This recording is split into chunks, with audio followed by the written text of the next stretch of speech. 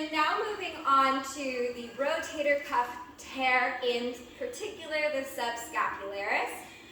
We will be working on the preventative aspect of exercise for this particular tear.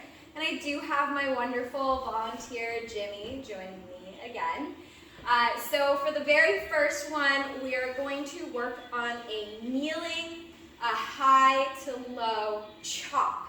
Now what's great about this exercise is that not only does it work in that rotator cuff, but it also provides us with stability in the trunk to allow for a greater neuromuscular control while using the rotator cuff.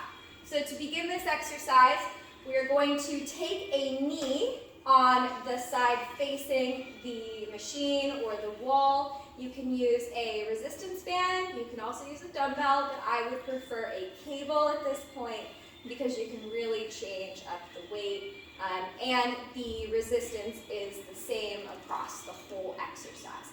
So we're going to take a knee, it's one knee, the other knee is going to remain up. We're going to take a hold of the cable, and we're going to start from a crossed body position, coming from high to low. This will have some thoracic rotation involved as well, and you'll feel this in your obliques as well as the subscapularis and the rest of the rotator cuff. So I'm going to have Jimmy now try to attempt this exercise.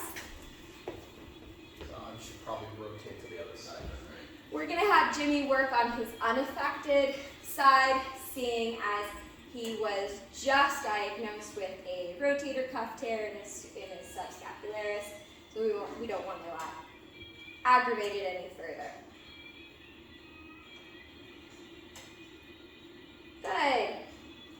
Make sure even as you're facing the side you're pulling from, you get a full rotation inward as well.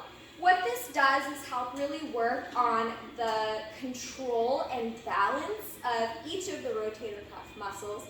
Seeing as the subscapularis is responsible for a large percentage, 56% of the strength of the rotator cuff, it is really detrimental when you experience a tear, seeing as the whole rotator cuff is definitely having some issues performing its job when most of its strength is gone.